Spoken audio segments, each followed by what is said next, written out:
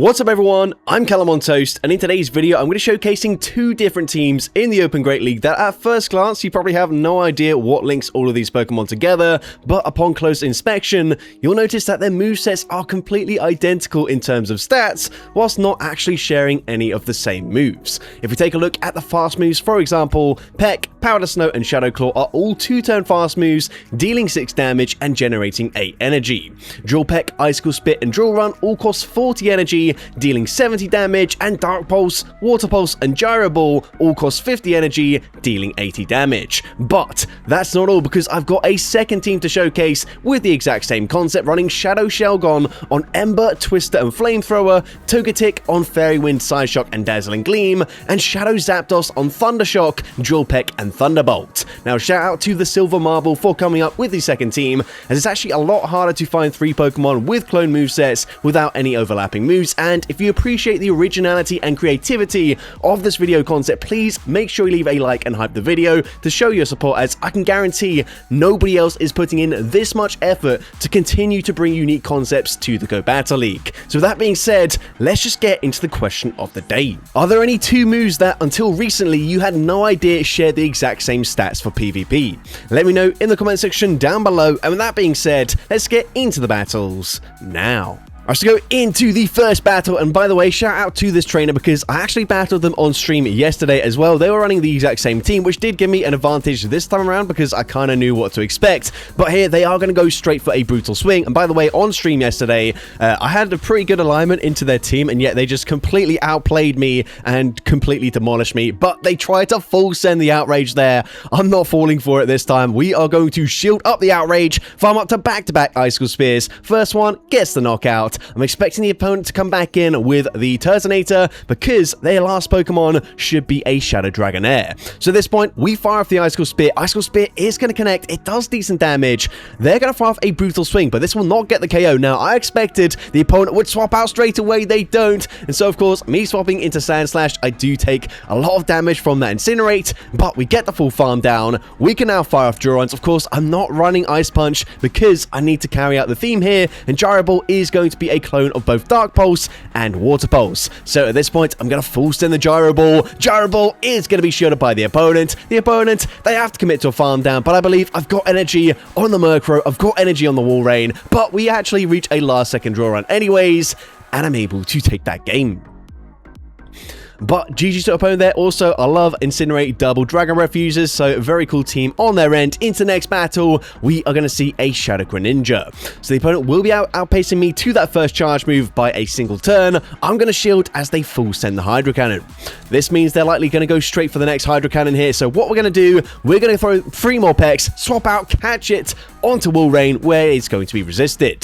So of course, the opponent is going to stay in with the Greninja here. Clearly, they don't have the greatest response to a Walrein in the back, and so the opponent fires off the Night Slash, dealing decent damage, getting me very low, but they're now going to come in with a Clodsire. Clodsire, of course, going to take super effective damage from both the Icicle Spear and the Water Pulse. I fire off the Icicle Spear there, and I will reach another one. Of course, Water Pulse is going to do a little bit more damage, but it does cost quite a bit more energy. At this point, though, the opponent can go for a very aggressive farm down, coming up with a ton of energy. Now, they do Blind Throw, so I'm thinking maybe they go for a Stone Edge into Murkrow, but no, they full set the Earthquake. That is a massive mistake on my end. Hopefully that does not cost me the game, but we've got a low HP Murkrow. We've got a little bit of residual energy, but they've got a Jumpluff in the back. So here, I farm up as late as possible here, making sure I throw at the last possible second, as Drill Peck gets the KO from Shadow Murkrow to take out the Jumpluff. And despite that horrible call there on the Sand Slash, cooling the bait there with a Stone Edge, I'm able to take that game. Now into the next battle, GG's to that trainer, by the way. And also, by the way, this team did really well for me, surprisingly. I think I did 11 battles in total and only lost 2 games. However, for the second team that you will see in this video, that one, unfortunately, I didn't have quite as good success there. But anyways, we're going to see a Morpeko coming in. And whilst, yes, they're going to completely wall my energy, this is a Morpeko we're talking about. They are going to shield basically everything you can possibly throw. And so, especially from a Shadow Murkrow, which does a lot of damage, we're definitely going to grab a shield there. Now, I don't really have the best responses to Morpeko in general, but the opponent does me a huge favor, throwing on CMP. I actually go for an undercharge here just in case the opponent did choose to no shield, but now all shields are down. Honestly, I'm in a pretty good position because we can come in with the wall rain. The opponent, if they're on earth power, they will be throwing it here, but it's not going to threaten a shield. Of course, I'm going to save my shield for the Morpeko. This is likely just going to be a Psychic Fangs. However, I don't really care. I'm just going to use that final shield.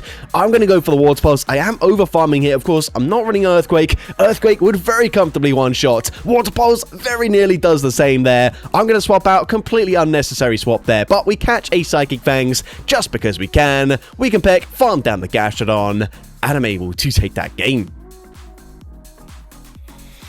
So, GG's opponent there into the next battle. We're going to see Shadow Dusknoir in the lead. So, a great lead matchup for me. The opponent is going to be swapping out eventually into a Forest, which honestly is still a pretty decent matchup for me, as I'm going to resist the Sucker Punch damage. The opponent is going to shield as we full send the Dark Pulse. That is quite unfortunate for me, because it costs more energy, and by the time we reach the next charge move, a Drill Peck would comfortably KO anyways. Now here, I'm actually going to swap out Catch the Charge move. I'm not really sure if I needed to do that necessarily, but now we can look to overfarm here if they're on Brick Break, of course, and then that's going to hit for double super effective damage. I tried to throw on CMP. It doesn't get the knockout, but the fact that they didn't throw straight away implies that they probably don't have Brick Break, and it is just a Trailblaze. They come back in with the Dusknoir, but unfortunately, they've put me into perfect farm down range. At this point, we're going to come back in with the Murkrow. I'm going to go for one Peck. We've already revealed the Dark Pulse, so we should be grabbing the final shield, and Drill Peck is going to do exactly that. At this point, of course, I'm going to have to shield here as the opponent fires off a Shadow Punch. From that range, even a Shadow Punch would KO. Now here, I'm going to bank a Dark Pulse, swap into my Wall Rain, but once again, we do not have access to Earthquake. Gigaton Hammer does big damage. I can reach a neutral Water Pulse, but it's really not going to deal too much damage here. Water Pulse is going to connect. The opponent going to fire off likely a Bulldoze from this range. Bulldoze doesn't get the KO, but it does drop my defense, giving them the perfect farm down, and unfortunately, that means I'm going to have to throw some energy. Drill Peck gets the knockout, but I'm just way too low. They can actually Astonish, farm me down, and unfortunately I lose that game. But GG's opponent there, not the best played on my end, but into the next battle, we are going to see a Pidgeot in the lead. So here, I'm actually going to stay in initially, fire off the Drill Peck straight away, and then swap out into my Sand Slash, as the opponent then comes in and half punishes me with a Shadow Machamp. I'm going to go straight for the Drill Run here. Drill Run going to grab a shield, but the opponent can go for a very aggressive Karate Chop farm down, coming out with close to back-to-back Cross Chops already loaded. So at this point, they should have back-to-back moves. I'm going to look to double shield on my Shadow Murkrow. However, I am aware that the opponent, if they're smart, they might go for the combination play, look to grab both shields from my Murkrow and then swap back into their Pidgeot here, but they go for a Feather Dance, and that is a huge call for me here, because now we can come in with the Wall Rain, we can go for Icicle Spear. Icicle Spear gonna get the knockout. If they come back in with Machamp, we can go for the full Powder Snow farm down, and their final Pokemon is going to be a Poison Jab Shadow Nidoqueen. I've not seen this variant for quite a while, but Water Pulse gets the clean KO there, and I'm able to take that game. So, GG's opponent there into the next battle. We're going to see Ferret in the lead this time around. So, once again, a decent matchup for the Shadow Murkrow. I'm going to throw straight away here. The opponent is going to look to overfarm. They're not going to go straight for a Swift, and now they will fire off the charge move. I don't really care what they throw. I'm going to shield the first one anyways, but they go for a Brick Break, which means I can now overfarm by one more fast move, because now this should be a CMP tie with the Swift. The fact that they're double shielding implies they're probably weak to Murkrow in the back, or they really want alignment. So, what we're going to do, we're going to back the energy and then swap into my Wall Rain. This time we swap into Wall Rain rather than the Sand Slash, because we have no way of Shadow Claw farming them down, whereas here, if they choose to stay in, of course, I could just Powder Snow farm them down. Now, they're going to come in with a Miltank. Now, it's kind of up in the air whether they're going to be running Thunderbolt or Ice Beam for coverage. If it's Thunderbolt, which it is, that is unfortunately going to get the knockout. But now we can come in with our Sand Slash. Again, unfortunately, these Shadow Claws are double resisted. So far, a double normal team. Thunderbolt is going to deal decent damage. They swap back into Ferret, so I'm going to look to overfarm just a little bit here and then fire off the Drill Run. Drill Run gets the knockout. Let's see what the opponent wants to do. They come back in with the Miltank, and here you can see I actually thought about swapping into Murkrow, but I had second thoughts there, and that was the correct decision, because they're going to have a Rangaroo in the back. We can come back in with our Shadow Murkrow, full sending Dark Pulse. Dark Pulse gets the KO there up against the Rangaroo, and I'm able to take that game. So, GG's opponent into the next battle. We're going to see a Shadow Kanto Marowak in the lead once again. This time, they're going to be safe swapping into a Shadow Charm Alolan Ninetales, and we've got a great response in the form of Alolan Sandslash. The opponent fires off a Psyshock, which is quite interesting to see. I'm going to farm up to back-to-back Durons. Of course, I've got Gyro Ball, that's double super effective, but Duron is going to be enough damage to get the knockout there, and I can still reach a Gyro Ball before they farm me down. And of course, I'm not revealed that I've got Gyro Balls. The opponent shields that up there, expecting an Ice Punch. Now, honestly, what I should be doing at this point is actually over-farming in this matchup because I fire off the Drill Peck, but it doesn't get the KO, so I'm forced to use a shield anyways, and I also don't come out of this matchup with a lot of energy. And that's quite bad for me because they're going to have their own Shadow Alolan Sandslash, but they're on Powder Snow, which is slightly better for the Wall Rain, but definitely a lot worse for my Murkrow. And of course, I'm not running Earthquake here, so I'm going to shield this. A Duron technically wouldn't quite get the knockout from that range, but it probably puts me into perfect farm down range, so I'm going to look to shield that up. They do no-shield the Water Pulse, which makes sense because I don't think I had quite enough energy for an Earthquake, but of course, now I can go straight for Icicle Spears. Now here, I'm going to swap up, I'm going to catch the Charge Move onto my Murkrow, but that's going to massively backfire as I barely miss out on reaching a Charge Move. Unfortunately, I've cut that short there. We did end up losing. I don't know why I did that. That's just a mistake on the editing there. We did record the entire gameplay, but either way, GG's to that opponent there. Into the next battle, and we are going to see a Shadow Ninetales swap, but they don't shield the first move, and that is huge for me because honestly I don't have a great response to Shadow Ninetales at all. Of course, Shadow Sandslash is going to massively struggle, and then Wall Rain, whilst we do have Water Pulse, it's just going to be outpaced quite drastically. So very happy that they no shield. Unfortunately, they did still grab a shield from me because they were able to hang on and reach a charge move, but here we full send the Gyro Ball, and that does huge damage. Now, at this point, we are going to look to come in with the Wall Rain. I'm not going to bother shielding. They might go for like a Drain Punch or something, and the opponent is going to go for Drain Punch, but that honestly doesn't do much damage, and I'm still able to get the knockout with the Powder Snow anyways. Now, at this point, the opponent going to fire off a Drill Peck. I'm going to go straight for Water Pulse. Honestly, not expecting to grab a shield here, as Water Pulse would be resisted, and I didn't farm up to a potential Earthquake, but they do end up shielding. Now, at this point, I should be looking fine. I should be able to outpace them to back-to-back Drill Pecks. I don't think I will quite reach a Drill Peck and a Dark Pulse, so I'm going to settle for just the resisted damage here. Of course, if I had Foul Play, I'd just go straight for Foul Play, but Drill Peck, even resisted, is enough damage to take out the Empoleon, and I'm able to take that game.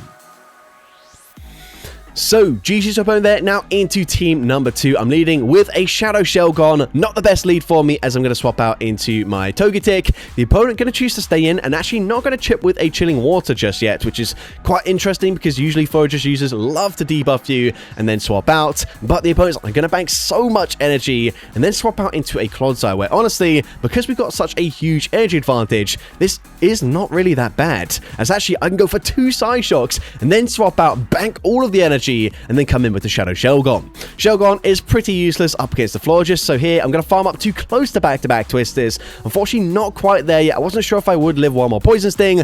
Turns out I probably would have done, but either way, it doesn't really matter as they end up shielding. But here, I don't really have a way of farming down this Clodsire. So we come in with the Shadow Zapdos. I'm going to look to shield here. I do feel like the opponent might look to grab both my shields and then swap back into the Florges. So what we're going to do, we're going to fire off the Drill Peck on the CMP tie. Drill Peck is going to be shielded. So here, I'm going to use my shield, and then I'm going to swap back into my Togetic. Togetic is still pretty healthy, so the opponent is going to have to fire off 2 charge moves to get the knockout. They fire off the Chilling Water. They throw the next one straight away, and Chilling Water, of course, will be enough damage to get the knockout. We come back in with a Zapdos. We can't quite go for a full farm down, as they would reach another Chilling Water, and honestly, even though that is non-stat damage, I don't really want to take it. Now they come in with a Corviknight. They don't make the catch, which is huge for me. A Thunderbolt, super effective, easily takes out the Corviknight. The opponent realizes they're going to be outpaced, and so they just concede the match. So, GG's opponent into the next battle. I see a Shadow Kanto Ninetales in the lead. Now, because we're on Ember, this isn't as dominant of a matchup as you might expect it to be, despite the fact that I do resist everything they can throw. Now, they're going to swap out into Licky, and unfortunately, I am double weak to the rock typing in the back line, so I'm actually going to stay in, chip with back-to-back Twisters, probably expecting to grab a shield with the second one, but the opponent actually does not bother shielding there. So I'm going to swap out into Togetic because I don't really want to have to use a shield. We catch a Body Slam, which is quite surprising because they should have had the energy for a Shadow Ball there, but unfortunately, they are going to have an Ice type in the back, and as you can see, we are triple weak to the ice typing, so that is certainly not ideal for me in the slightest. Here, I do commit to just throwing another Dazzling Gleam. I realize if I fire for Side Shock and they no shield, that doesn't really help me all that much. Whereas now, of course, I do at least force them to throw some energy. However, they did a great job of over-farming because the opponent can still reach yet another Body Slam. Now, at this point, I do expect the opponent to eventually swap back into their Ninetales because they realize their Celio is so strong into my team. So the opponent swaps back into Ninetales. Weather Ball doesn't quite get the KO there, but unfortunately, Twister also isn't going to put them into farm down range. If we put them just a tiny bit lower in HP there, I commit to the farm down, I come out with back-to-back Drill Pecks, and this is a comfortable win, but unfortunately, I'm forced to throw my energy. We do throw on CMP, we win CMP, but we're still, I think, 3 away from the next Drill Peck. They can easily Powder Snow farm me down, and unfortunately, I lose that game. But GG's up on there. Into the next battle, we're going to see a Shadow Kanto Marowak in the lead. Now, I don't know if it's just the elo range that I'm at, but I feel like this Pokemon has had a bit of a resurgence recently. Also, a lot of them just don't seem to know what good charge move timing is, so it's a bit risky trying to catch a move there by swapping out straight away because you'd expect them to throw on good timing, but they all just throw immediately after 4 Mud Slaps. So, with that in mind, I am going to swap out, catch the next one onto my Togetic, where of course, Bone Club is double resisted.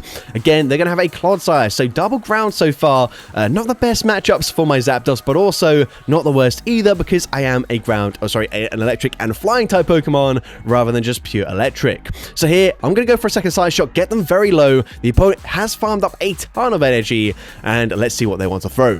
They go for the Stone Edge, which means they should still be 2 away from the next charge move, assuming they farmed up to 100 energy, but I'm not going to bother swapping out, trying to make a catch or anything just yet. Instead, we're going to come in with the Zapdos. They fire off the Stone Edge once again. I'm now going to look to massively overfarm here as they swap back into their Kanto Marowak. Now, honestly, quite surprised that Drill Peck gets the KO from that range. I could have overfarmed just a little bit more than I did. I then banked the energy. I swapped back into my Shelgon, hoping that a huge energy advantage on my Shadow Zapdos should be able to win me this game. The opponent full sent an Earthquake there, so I farmed to very close to 100 energy. Drill Peck gets the KO. Their final Pokemon is going to be a Dunsparce, but we've got so much energy here. We go for the Drill Peck. Drill Peck, I don't think it would quite two-shot them, but we've already got the energy for the Thunderbolt. Thunderbolt is enough damage to take out the Dunsparce, and I'm able to take that game.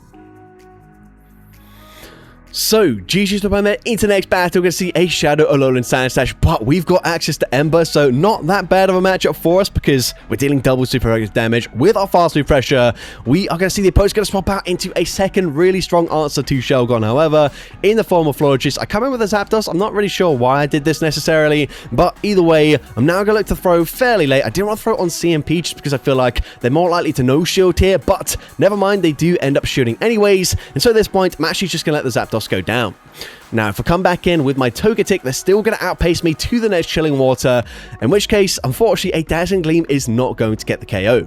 So, bit of an awkward situation for me because I don't really want to use my final shield here, but also, like, I'm going to be double debuffed at this point, so not ideal for me, as Dazzling Gleam doesn't quite get the KO there, as you can see, but let's see, the opponent's going to go for another Chilling Water there. They swap back into their Sandslash, and so I'm full sending the Flamethrower. Flamethrower is unfortunately shielded by the opponent, but I can still reach a last second Twister. This is resisted damage, but Twister gets the KO from that range, but unfortunately they're going to have a Mantine in the backline, and Togetic is just way too low in HP here. My only real win condition or hope is that the opponent throws some energy. I can use my shield. Maybe they swap back into Florges, they get farmed down, and I reach a second Dazzling Gleam, but actually, even then, I wouldn't be able to output enough damage. They just wing attack farm me down. They recognize they did not need to throw any charge moves or make any catches or anything like that, and they take that game quite comfortably.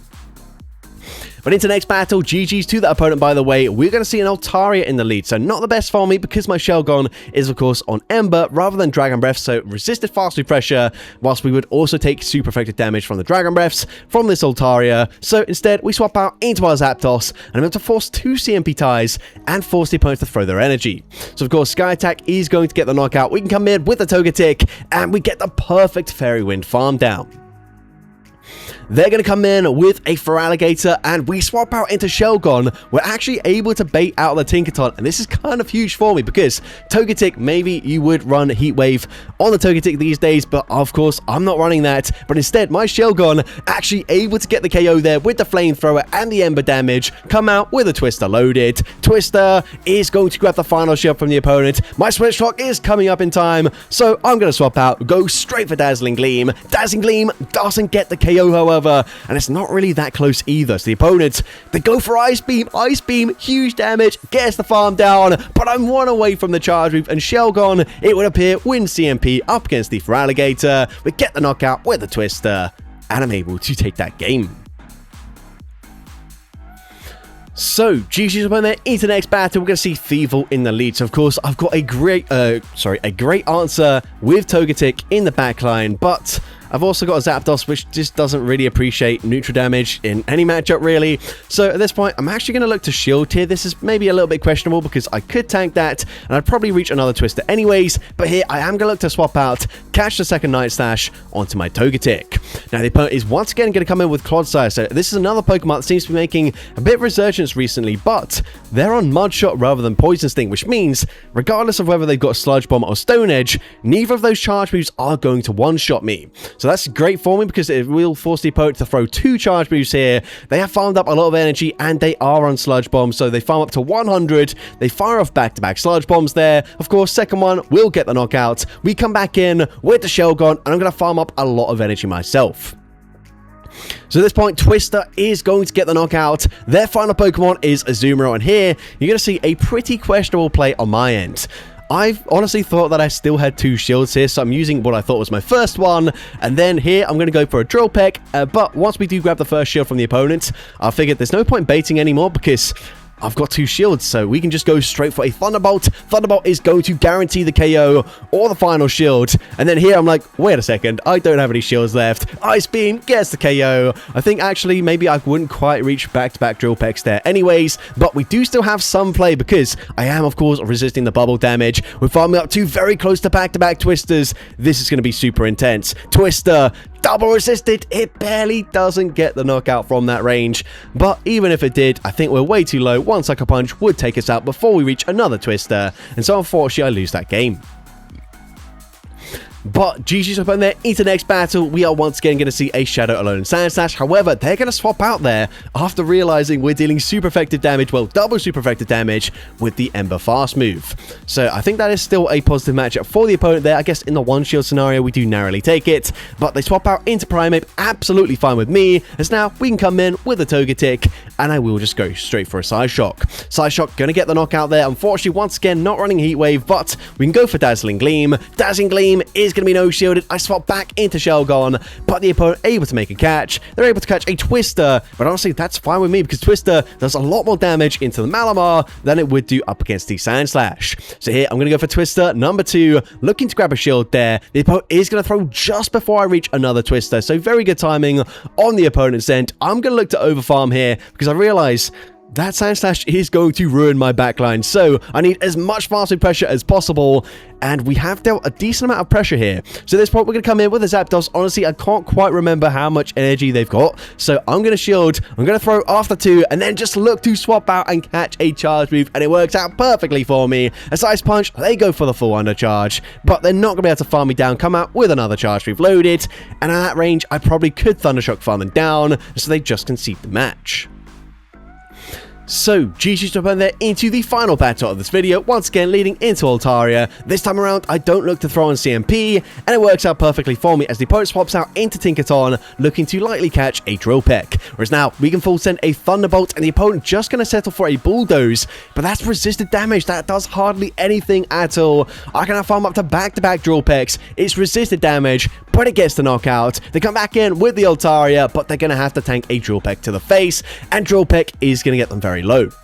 We can now come in with our Togetic. Of course, we can just tank any damage that they throw here. Flamethrower, Sky Attack, Dragon Pulse, none of those are going to deal too much damage there. They go for a Flamethrower, which is quite interesting because it does cost a little bit more energy than the Sky Attack. But here I chip with a Side Shock, and then I swap out into my Shelgon. Of course, I have very little fast move pressure here. We fire off the Twister. Twister is going to be shielded, and I'm also going to use a shield. The opponent goes for a Scald. Scald, unfortunately, going to debuff my attack stat, which isn't ideal. However, by the time I do reach a third Twister, I feel like that should be enough damage to get the knockout. However, what I don't want to do is have the opponent catch a charge move onto Altaria, so instead we're going to bank the energy, and the opponent also swaps back into Altaria. This is literally exactly what I want from this matchup, because there, they go for the Sky Attack. It does decent damage, but it's not enough to KO, which means Psyshock gets the knockout. They can farm me down with the Tentacruel, but we've got that Twister loaded. We cleared the debuff. Twister will be enough damage to take out the Tentacruel, and I'm able to take that game. So that's going to be it for today's video. If you did enjoy it, please make sure you leave a like, leave a comment letting me know, and as well, don't forget to respond to the question of the day if you haven't done so already. And if you want to see more content like this in the future, make sure you hit that subscribe button and turn on post notifications. That way you'll be notified whenever I upload a new video. Now, if you want to take your support to the next level, you can become a channel member with perks including early access to new videos, shoutouts at the end of each video, custom loyalty badges, and custom emojis to use in the comments of every video. I want to say a massive thank you to everyone that has become a channel member already. Your support is greatly appreciated. And with that being said, thank you so much for watching today's video, and I hope you have a great rest of your day.